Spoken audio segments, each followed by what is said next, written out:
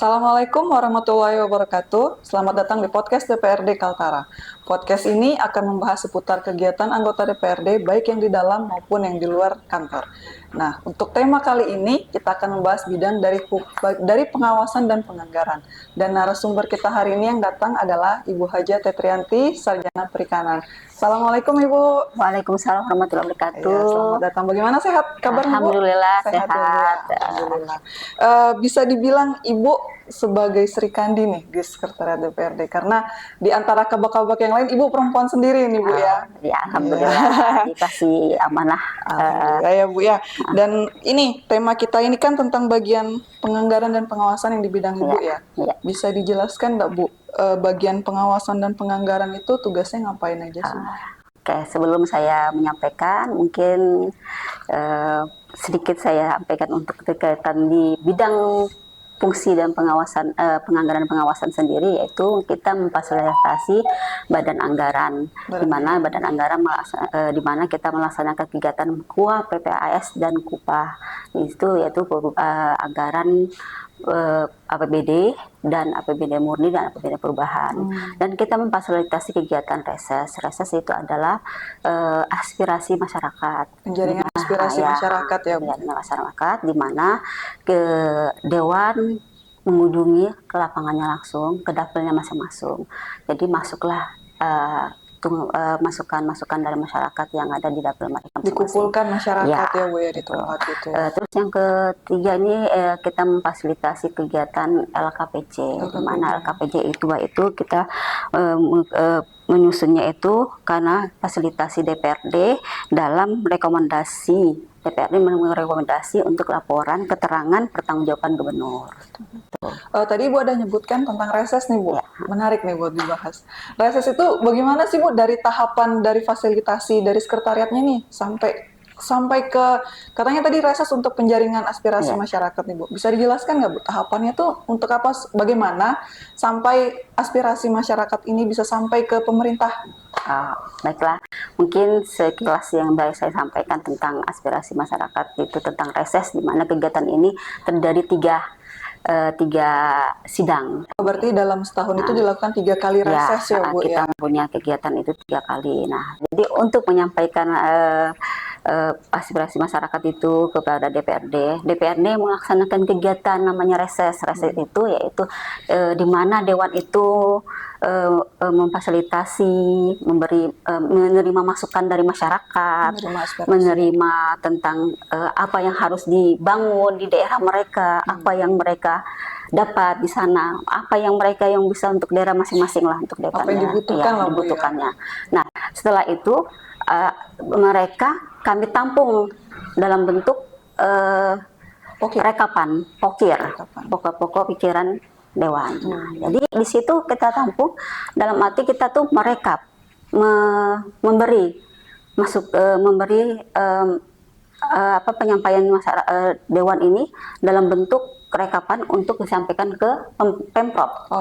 Di Pemprov itu nanti akan dibuatkan dalam bentuk rancangan kerja RKPD OPD, di mana itu nanti kita saling adanya kegiatan itu di mana yang harus tepat sasarannya gitu maksudnya. Berarti dari sekretariat tetap harus memantau memantau. Setelah reses nih harus ini ada aspirasi rakyat masyarakat nih. Oh ini dia harus disampaikan, ini harus disampaikan. Nanti bagian dari pemerintah lagi yang menyeleksi ya Bu ya, itu di bagian mana-mana. Dari pemerintah masyarakatnya kan macam-macam keluhan masyarakat tuh, ada bantuan, ada apa, kita nggak tahu. Ya di sini juga ada bantuan BenQ, hibah. Nah itu kan ada istilahnya sifat-sifatnya itu ya. Pokoknya kita tampung. Nah di Pemprov lah yang menyesuaikan rancangan kerjanya tuh di mana tetap sasarannya gitu. Tempatnya harus di mana, di mana gitu ya Bu ya. Gitu, sasaran kerjaan. Terus tadi ada juga disebutkan tentang LKPJ. Bisa jelaskan sedikit nggak Bu? Untuk LKPJ ini ya kan kita ini ada masanya waktu di sebelum adanya laporan pertanggungjawaban ini, dalam arti ini kita pengawasan. Bukan arti kita pengawasan DPRD meninjau langsung didampingi dengan OPD, di mana kegiatan-kegiatan yang sudah dilaksanakan Pemprov di tahun 2024 tadi sebelumnya kita lakukan pengawasan dan ada pansusnya. Di pansus itulah yang bergerak.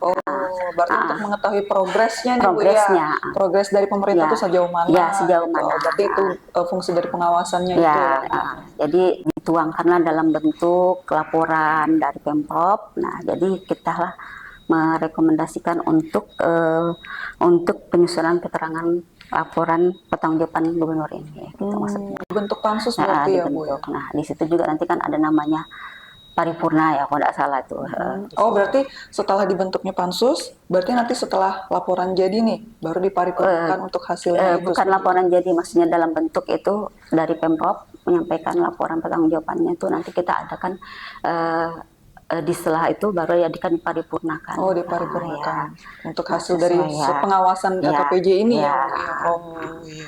Nah, itu dari pokoknya sesuai dengan mekanisme yang ada lah, yang ada sesuai dengan aturan yang ada di sini gitu. Nah kan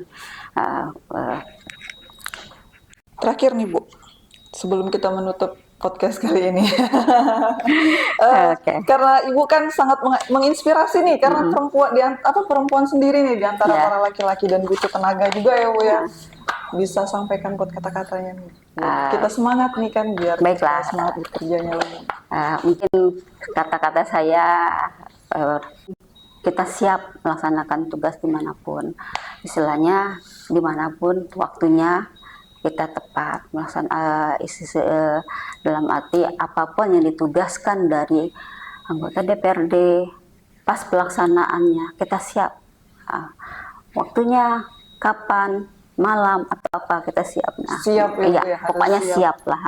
Kan kita ini sebagai fasilitasi, Iya, fasilitasi Dewan DPRD gitu berarti kan. harus siap dengan Ya, segala ya, kondisi segala ya, Bu, kondisinya apapun, dimanapun, maksudnya dalam arti pas ada kegiatan yang harus kita tanyakan di bidang pengawasan itu kan istilahnya ada waktunya gitu, nah maksudnya yang di bukan apa ya pelayanan kita tuh gitu, nah maksudnya ada waktunya macam kuat PPAS, LKPJ, nah terus itu ada reses, kan ada masa sidang, ada masa waktu Dan untuk sangat pelaksanaannya. banyak ya, Bu ya kegiatannya ya, Bu ya. Dan jangan Ya. lupa jaga kesehatan juga ya, Bu ya. Iya, Karena kalau oke. kalau nggak sehat susah nih, Bu ya. Betul.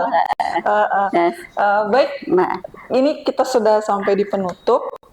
Sebenarnya menarik ya, Bu ya, kita bahas nih tentang reses, tentang LKPJ. Nanti bisa kita bahas lagi ya, Bu ya, biar lebih menarik lagi gitu. Terima kasih pada Ibu Tetri yang sudah bersedia hadir untuk jadi narasumber kepada podcast hari ini. Semoga menginspirasi kepada teman-teman sekalian. Saya dan tim pamit undur diri. Wassalamualaikum warahmatullahi wabarakatuh. Waalaikumsalam warahmatullahi wabarakatuh.